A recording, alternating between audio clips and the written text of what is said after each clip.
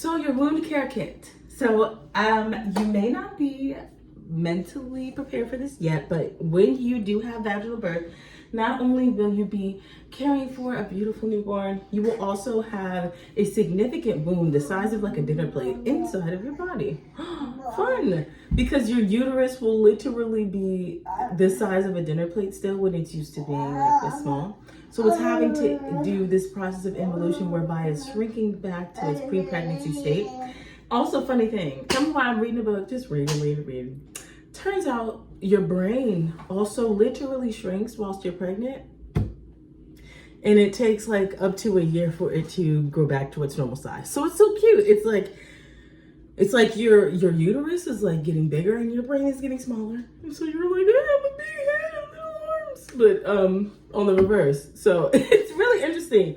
That's why it's good to like drill some facts into your head like 2, 4, 6, 8. Dermasil, Vaseline, hydrocortisone cream, pad sickles.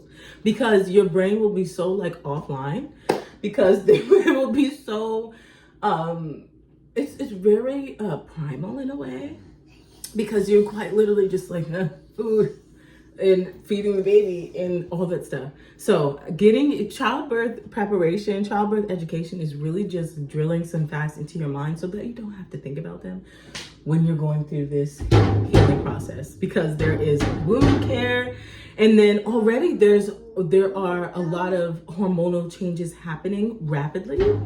But then you have multiple bodily systems just like competing for your attention at once, because your nervous system is like, wait, where's the baby? Like my oxytocin is waning. Like, and then you have your reproductive system, which is like literally flipped upside down because it's used to having like a bigger brain and like smaller organs down here. But now your uterus is huge, your brain is smaller. And so your muscular system is like, what on earth was that? Because like all of your muscles were like pushing the baby out. So it's a lot going on. It's a lot going on. Postpartum is a lot going on, and it's beautiful because it's like you just climbed the top of Mount Everest. But you know what they don't tell you? You know when they show you the Guinness World Record for the person who climbed at the top of Mount Everest and they made it up there in like 12 hours or something? You know, they don't often talk about how that person's like, yeah, you know what's funny? I actually like had frostbite for like years, actually. You know, like they come out with the stories of like, yeah, I did make it to the top. I had some frostbite for like 6 months. I actually like almost had to amputate my finger. Yeah, it was crazy. And like the things that, the aftermath, you can get through it. Absolutely. It's just that it's amazing how your body is reacclimatizing to this huge goal that you just met. So the beautiful part is after all that happens and he's like, you know, made it through the hospital visits and all this stuff, now he's standing upright, all 10 fingers, and he's just like, you know, may not have all 10 fingers, but he's there to tell a story, there to stand up and say, yep, I climbed the top of Mount Everest, that was me. Literally came back with 3 fingers. But that was literally me who achieved that huge goal. So that's going to be you once you get to your child's first birthday and you realize that you have literally climbed Mount Everest because you have survived postpartum.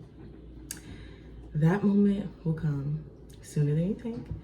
And it's just important to remember that, for example, I'm sure it's I'm not so much of a backpacker or hiker in terms of like the Alps or anything like that. I like, you know, a nice calm lake walk.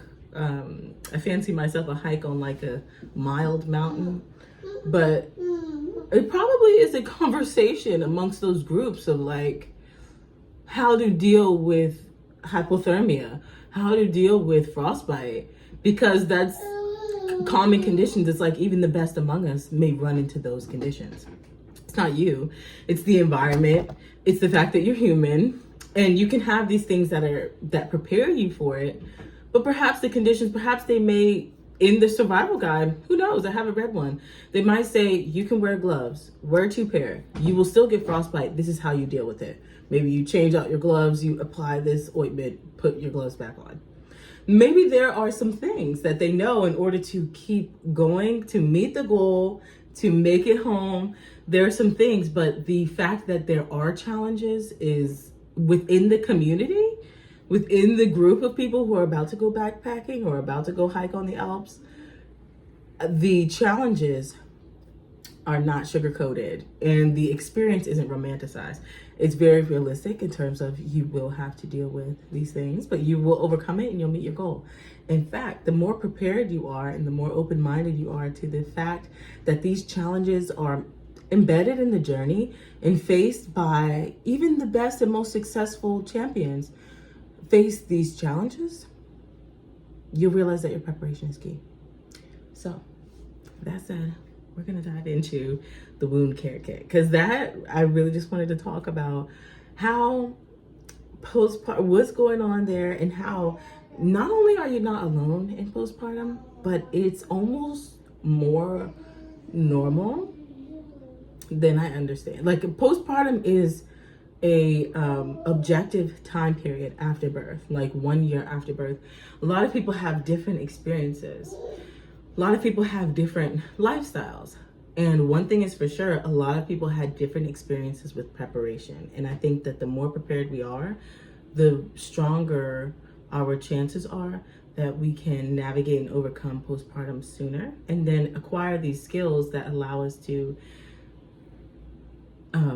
create joy and to enjoy our lives as we continue out motherhood, because this is just our first year.